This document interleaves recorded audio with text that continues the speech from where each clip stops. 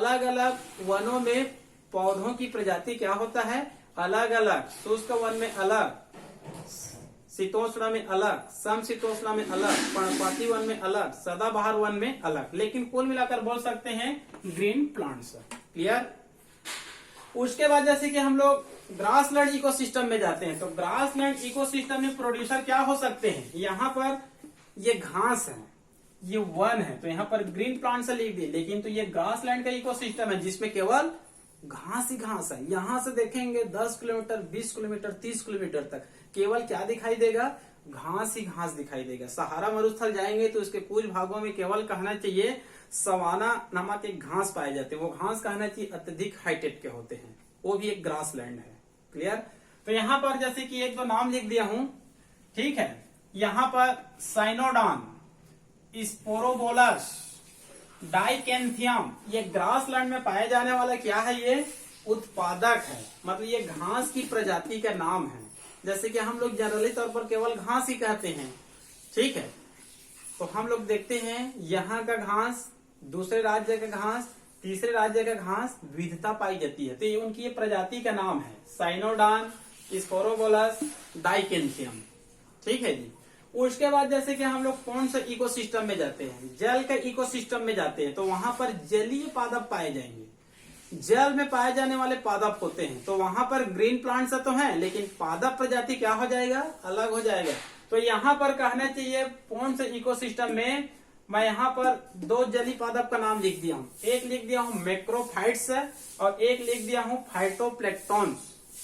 Phytoplanktons पादप प्लवक, और ये है मैक्रोफाइट्स, ये आकार में बड़ी होती है, ये आकार में बड़ी होती है, जिसके कारण इसको क्या कहा जाता है, मैक्रोफाइट्स। ये आकार में छोटी होती है, जिसके कारण इसको माइक्रो भी कहा दिया जाता है या फिर फाइटोप्लैंक्टॉन्स कहा जाता है। क्लियर। तो मैक्रोफाइट्स के अंतर्गत शॉर्टकट में लिखा हूं, पुस्तक में फुल फॉर्म देख लेंगे।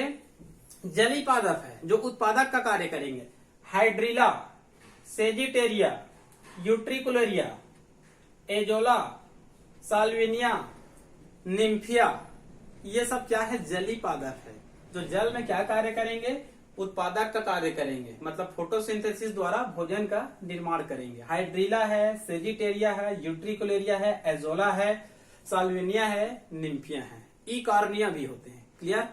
इसी प्रकार से ये जो छोटे आकार के होते हैं उसको फाइटोप्लैंक्टॉन्स कहा जाता है। तो इसके अंतर्गत कुछ सवाल वगैरह आते हैं, ठीक है। जैसे कि शॉर्टकट लिख दिया हो यहाँ पर, स्पाइरोगाइरा, यूलोथ्रिक्स, वालवाक्स, उडोगोनियम, क्लोरेला, ठीक है जी। ये है क्लोरेला, उडोगोनियम, वालवाक्स, यूलोथ्रिक्स, स्पाइरोगाइरा। तो कुल मिलाकर कहना चाहिए ये सब क्या है, ये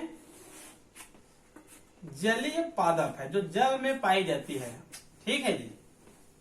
और ये प्रकाश संश्लेषण द्वारा भोजन का निर्माण करते हैं, मतलब ये कौन सा इकोसिस्टम का जलीय पादप है जो उत्पादक है। ये है ग्रासलैंड का घास है, मतलब उत्पादक है, और ये है फॉरेस्ट इकोसिस्टम का पादप, ठीक है। ये तीनों क्या है, ये प्रोड्यूसर है। इसी प्रकार से आप तुलना करके यहाँ पर चौथे और पांचवे लिख सकते हैं। जैसे कि आप चले जाएंगे महासागर में, समुद्र में, तो समुद्र में जनरली तौर पर इसी प्रकार से जलीय पादप पाए जाएंगे जो उत्पादक का कार्य करेंगे। यहीं पर आप अगला दे सकते हैं, माउंटेन का दे सकते हैं, पर्वत की इकोसिस्टम। तो पर्वत में भी कहना चाहिए हरे पौधे पाए जाते हैं, वो भी वहां का क्या है, प्रोड्यूसर है। इसी प्रकार से आप मरुस्थल का भी ले सकते हैं, लेकिन मरुस्थल में कहना चाहिए ऐसे पादप का नाम लिखेंगे जो मरुस्थल में पाए जाते हैं, ठीक है। वहां पर पानी की कमी होती है, तो वहां पर ऐसे पादप पाए जाते हैं जो मतलब पानी की कमी में भी जीवित रह सकते हैं, जैसे कि बबूल होते हैं, ठीक है, जो बेर होते हैं, और जो नांगफनी होते हैं, मतलब वहां पर कुछ गूदेदार भी पौधे पाए जाते हैं। आप लोग नांगफनी के नाम सुने ही हैं, बेर है, बबूल है, ये वहां पर पाए जाते हैं, ठीक है। ये सब कहना चाहिए क्या है, ये उत्पादक है। उसके बाद है कंज्यूमर। कंज्यूमर ये तीन प्रकार का होता है, primary consumer, secondary consumer, tertiary consumer. हमको पहले से पता है जो प्राइमरी कंज्यूमर होते हैं ये कहना चाहिए शाकाहारी एनिमल होते हैं, ठीक है। ये भी मांसाहारी होते हैं और ये भी मांसाहारी होते हैं, लेकिन ये प्राथमिक मांसाहारी होते हैं और ये सेकेंडरी मांसाहारी होते हैं, और सेकेंडरी वाले को हम लोग टॉप मांसाहारी भी बोल सकते हैं। मतलब कहना चाहिए भोजन के रूप में ये इसको ग्रहण करते हैं और ये इसको ग्रहण करते हैं और ये इसको ग्रहण करते हैं। क्लियर? तो यहाँ पर देखते हैं ये हो गया प्रोड्यूसर। अब देखते हैं प्राइमरी कंज्यूमर। हमको ये जानना है इसको भोजन के रूप में कौन सा एनिमल ग्रहण करते हैं, वही प्राइमरी कंज्यूमर है। ठीक है, ये हम लोग देखते हैं फॉरेस्ट इकोसिस्टम, जंगल का इकोसिस्टम। तो जंगल के पारिस्थितिक तंत्र में जो हरे पौधे होते हैं उसको भोजन के रूप में कौन ग्रहण कर सकते हैं। ठीक है, मैं जो लिखा हूं वही सही नहीं, आप यहाँ पर दूसरा भी लिख सकते हैं। ठीक है, देखिए यहाँ पर क्या है, हिरण है, डियर। ठीक है, ये क्या है, एलिफेंट, ये क्या है, नीलगाय, ये क्या है, मंकी, ये क्या है, गिलहरी। ये सब कहना चाहिए शाकाहारी होते हैं जो फॉरेस्ट इकोसिस्टम में पाए जाते हैं, और जो ग्रीन प्लांट्स होते हैं उनकी पत्तियों को या फिर उनके फलों को भोजन के रूप में ग्रहण करते हैं। यहाँ पर आप लोग कुछ और दूसरे भी ऐड कर सकते हैं। ठीक है, ये हिरण है, ये एलिफेंट है, ये नीलगाय है, और ये मंकी है, और ये गिलहरी है। ठीक है, इसमें जाते हैं ग्रासलैंड इकोसिस्टम, घास का। तो यहाँ पर ये जो घास होती है इसको भोजन के रूप में कौन ग्रहण कर सकते हैं, या फिर ग्रासलैंड में क्या क्या हो सकते हैं। तो ये कहना चाहिए काऊ है, बफेलो है, सीप है, गोट है, डियर है, हॉर्स है, डंकी है, रेट्स है, टिड्डा भी आ सकते हैं इसमें। ठीक है, मतलब गाय, बैल, भेड़, बकरी, हिरण, घोड़े, गधे, चूहे, टिड्डे, ये सब आ सकते हैं। ये ग्रासलैंड इकोसिस्टम का प्राइमरी कंज्यूमर है जो इसको भोजन के रूप में घास को ग्रहण करते हैं। क्लियर? इसमें आ जाते हैं कौन से इकोसिस्टम में, ये कहना चाहिए जली पादप है, तो इसको भोजन के रूप में कौन ग्रहण कर सकते हैं। तो यहाँ पर देखते हैं ये होते हैं जूप्लेक्टोन्स, ये जो फाइटोप्लेक्टोन्स है, ये शैवाल जली पादप। ये फाइटोप्लेक्टोन्स को भोजन के रूप में कौन ग्रहण करते हैं, जूप्लेक्टोन्स। कौन ग्रहण करते हैं, जूप्लेक्टोन्स। और यदि ये जो तालाब है, यदि ये जो तालाब है, ये कहना चाहिए इनकी गहराई अधिक है, या फिर मान लो इसको हम लोग समुद्र मान लेते हैं, तब इनकी गहराई क्या है, अधिक है। तो जो अधिक गहराई वाले में बेंथोस जो जीव पाए जाते हैं, छोटे छोटे जो पादप को ग्रहण करते हैं, उसको ना बेंथोस कहा जाता है, बेंथिक या बेंथोस। ठीक है, चौथे ले सकते हैं ओशियन का, मेराइन का। तो जो गहराई वाले भाग होते हैं वहां पर भी जली पादप होते हैं, दूसरे जली पादप प्रजाति हो सकते हैं, तो उसको बेंथोस ग्रहण करते हैं। ठीक है, तो तालाबों में कहना चाहिए प्राइमरी कंज्यूमर जूप्लेक्टोन्स और बेंथोस होते हैं। क्लियर? वैसे तालाब में बेंथोस नहीं रहेंगे, लेकिन गहरे रहेंगे तभी होंगे। उसके बाद है सेकेंडरी कंज्यूमर। सेकेंडरी कंज्यूमर भोजन के रूप में इसको ग्रहण करते हैं। ठीक है, तो देखते हैं, ये कहना चाहिए मांसाहारी होते हैं, प्राइमरी कार्निवोरा। ठीक है, तो यहाँ पर फॉक्स है, डॉग हो सकते हैं, वॉल्फ हो सकते हैं, स्नेक हो सकते हैं, जो इसको भोजन के रूप में इसको ग्रहण करते हैं। इसमें आ जाते हैं तो इनको भोजन के रूप में ये ग्रहण कर सकते हैं, फॉक्स हो सकते हैं, डॉग हो सकते हैं, वॉल्फ हो सकते हैं, स्नेक हो सकते हैं, बर्ड्स भी हो सकते हैं। ठीक है, इसमें आप लोग दूसरा भी ऐड कर सकते हैं। उसके बाद इसमें आ जाते हैं, इसमें देखेंगे जलीय कीट। ये जो प्राइमरी कंज्यूमर है, इसको सेकेंडरी कंज्यूमर मुख्य रूप से स्मॉल फिश को माने जाते हैं, छोटे मछली को। लेकिन कुछ जलीय कीट भी होते हैं जो इसको भोजन के रूप में ग्रहण कर सकते हैं, लेकिन विशेष रूप से जो छोटे मछली होते हैं इसी को सेकेंडरी कंज्यूमर माना जाता है। क्लियर? उसके बाद कहना चाहिए अगला है तृतीय कंज्यूमर, तृतीय उपभोक्ता, जो भोजन के रूप में इसको ग्रहण करते हैं। ठीक है, तो इसमें ज्यादा चेंजेस नहीं होगा। यहाँ पर देखते हैं जो टॉप कंज्यूमर होते हैं, तृतीय कंज्यूमर होते हैं, ये उच्च मांसाहारी होते हैं जो भोजन के रूप में इसको ग्रहण करते हैं। तो इसके अंतर्गत याद रखेंगे, फॉरेस्ट है तो लायन हो सकते हैं, टाइगर हो सकते हैं, चीता हो सकते हैं, और बाज भी हो सकते हैं, और इसमें स्नेक भी आ सकते हैं, आने को अजगर। ठीक है, ये फॉरेस्ट इकोसिस्टम का ये टॉप है। ये इनका डेथ होने के बाद इसको कोई भोजन के रूप में ग्रहण नहीं करेंगे। यदि हम लोग कहना चाहिए ग्रासलैंड इकोसिस्टम में आते हैं, तो इन सबको भोजन के रूप में कौन ग्रहण कर सकते हैं, बाज या फिर मोर, बाज या फिर मोर। यहाँ पर स्नेक भी लिख सकते हैं, स्नेक भी पाए जा सकते हैं ग्रासलैंड में। यदि ग्रासलैंड सहारा का है तो यहाँ पर टाइगर या फिर लायन भी लिख सकते हैं, चीता भी लिख सकते हैं। ऐसे ग्रासलैंड का आप उदाहरण दे रहे हैं जो बड़ी ग्रासलैंड है, तो ग्रासलैंड में भी टाइगर भी हो सकते हैं, लायन भी हो सकते हैं, चीता भी हो सकते हैं, मोर भी हो सकते हैं, बाज भी हो सकते हैं। यहाँ पर हम लोग पौंड से इकोसिस्टम में लेते हैं, तो पौंड से इकोसिस्टम में आपको टाइगर, लायन, बाज, मोर, स्नेक की तरफ ध्यान नहीं देना है।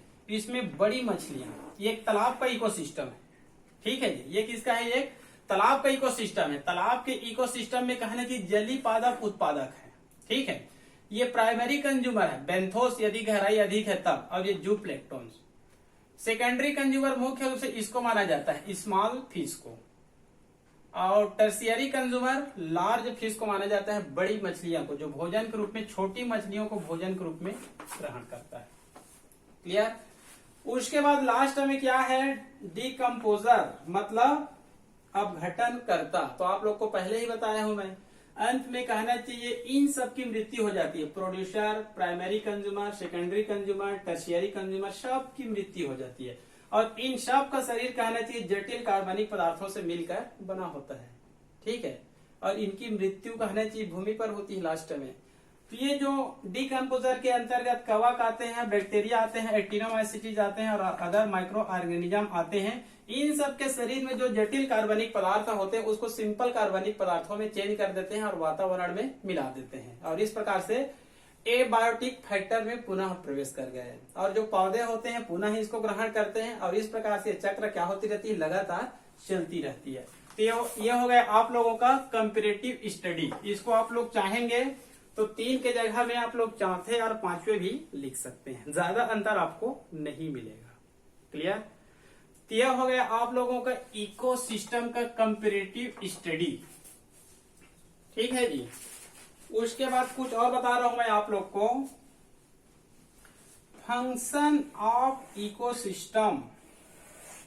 फंक्शन ऑफ इकोसिस्टम, इकोसिस्टम के कार्य। तो यहां पर मैं आप लोगों को 2-3 चित्र बताया हूं, तो उसके आधार पर लगभग क्लियर हो गया है कि इकोसिस्टम का कार्य क्या होता है, ठीक है। इनका कोई विशिष्ट कार्य स्पेशल नहीं लिखा गया है, जो नियमित चक्र के रूप में चलती रहती है उसका ये कार्य है। मतलब abiotic factor, organic compound, inorganic compound, climatic factor. उसके बाद बायोटिक फैक्टर के अंतर्गत पौधे आ जाएंगे, प्रकाश संश्लेषण द्वारा भोजन बनाएंगे, प्राइमरी कंज्यूमर ग्रहण करेंगे, सेकेंडरी कंज्यूमर ग्रहण करेंगे, फिर टर्शियरी कंज्यूमर ग्रहण करेंगे, फिर इनकी मृत्यु हो जाती है, फिर डिकम्पोजर, फिर ये अपघटन करता करेंगे, फिर ये पुनः ये चक्र चलती रहती है। तो इकोसिस्टम का कहना चाहिए यही क्या है? ये कार्य है। क्लियर? उसके बाद लास्ट में एक शब्द बता रहा हूं, फिर उसके बाद आज का चैप्टर यहीं पर खत्म करेंगे। Trophic level. ट्रॉफिक लेवल एक छोटा सा है, कई बार इसमें से क्वेश्चन ऑब्जेक्टिव में पूछ दिया जाता है नीट में कि मतलब ये कौन सा ट्रॉफिक लेवल है, ठीक है। तो ट्रॉफिक लेवल मतलब एक पोषण स्तर है, ठीक है। मतलब किसी भी इकोसिस्टम में, चाहे वो फॉरेस्ट हो, चाहे ग्रासलैंड हो, चाहे पॉन्ड्स हो, चाहे डिजर्ट हो, चाहे ओशियन हो, चाहे टुंड्रा हो, मान लो कहना चाहिए कोई भी इकोसिस्टम है, कोई भी मान लो कहना चाहिए इकोसिस्टम है, उसमें कहना चाहिए प्रोड्यूसर से लेकर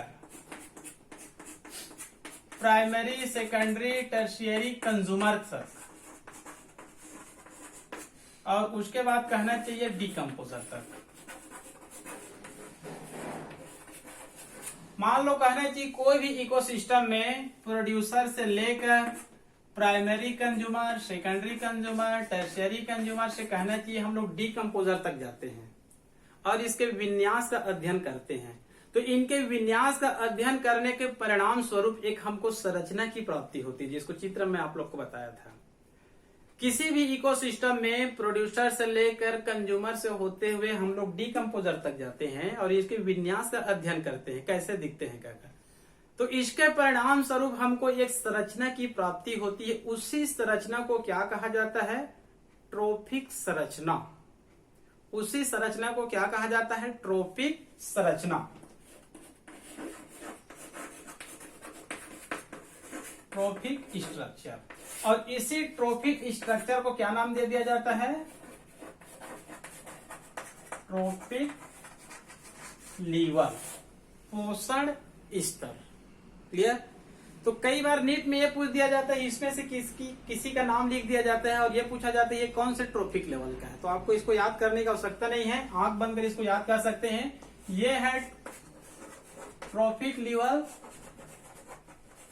1 और ये है ट्रॉफिक लेवल 2 और ये है ट्रॉफिक लेवल 3 और ये है ट्रॉफिक लेवल 4 और जो डीकम्पोजर होते हैं ये है ट्रॉफिक लेवल 5। इकोसिस्टम में केवल कहना चाहिए 5 पोषण स्तर पाई जाती है, केवल 5 ट्रॉफिक लेवल या 5 पोषण स्तर पाई जाती है। किसी भी इकोसिस्टम में प्रोड्यूसर से होते हुए, इन कंज्यूमर से होते हुए डीकम्पोजर तक जाते हैं और इनके विन्यास का अध्ययन करते हैं। तो इसके परिणाम स्वरूप हमको एक क्या मिलेगा, स्ट्रक्चर मिलेगा। उस स्ट्रक्चर को हम लोग क्या बोलते हैं, ट्रॉफिक स्ट्रक्चर। और ट्रॉफिक स्ट्रक्चर को क्या नाम दिया गया है, ट्रॉफिक लेवल। तो यहाँ पर 5 लेवल बनेगा, 1 2 3 4 5।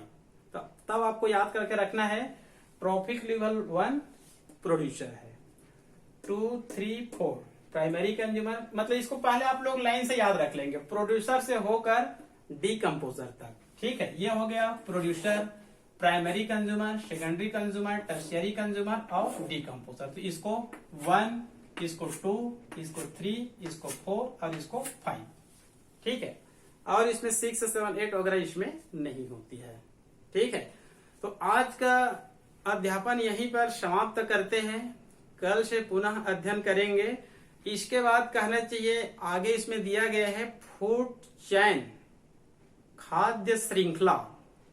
इसके बाद है फूड वेब, खाद्य जाल। और उसके बाद है इकोलॉजिकल पिरामिड, पारिस्थितिक पिरामिड।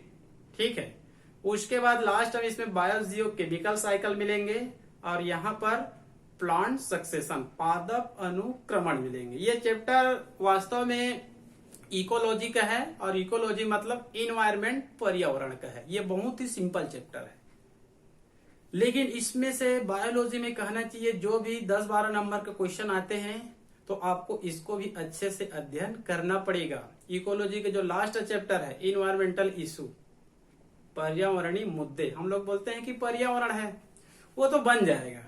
ठीक है, उसमें प्रदूषण है, लेकिन उसमें ऐसा क्वेश्चन आता है, ऐसे उसमें ऑब्जेक्टिव क्वेश्चन आते हैं कि वो बनता ही नहीं है। क्योंकि हम लोग जो बुक में पढ़ते हैं, जो पहले से क्वेश्चन आया हुआ है उसी को हम लोग पढ़ लेते हैं और बुक को पढ़ लेते हैं। हम लोग सोचते हैं कि इसमें का क्वेश्चन तो बन ही जाएगा, लेकिन जो एग्जाम लेने वाले होते हैं वो ऐसे क्वेश्चन बनाते हैं जो आपके पुस्तक में नहीं रहेगा, न पूर्व में कभी आया भी नहीं है। तो इनका भी ऑब्जेक्टिव आसानी से नहीं बन पाता है। ठीक है, तो आप लोगों को 12वीं बायोलॉजी के साथ में नीट में भी उच्च अंक लाना है, तो आप लोग लगातार मेरे YouTube को देखते रहें। ठीक है, और इसको सब्सक्राइब भी करें और आप लोग जो 12वीं के अपने मित्र हैं उन मित्रों को जरूर देवें। ठीक है, यदि आपको कहना चाहिए कहीं पर भी कुछ लिखना है तो आप YouTube के नीचे में कमेंट से करके लिख सकते हैं। मैं आप लोगों को देर सवेर जवाब जरूर दूंगा। और इसमें आप ये प्रयास कीजिए कि इसमें और क्या संशोधन या फिर और क्या सुधार किया जा सकता है। ठीक है जी, तो आज का अध्ययन यहीं पर समाप्त करते हैं। कल पुनः मिलेंगे फूड चेन, फूड वेब और इकोलॉजिकल पिरामिड के साथ। तब तक के लिए, आज तक के लिए केवल इतना ही। ठीक है।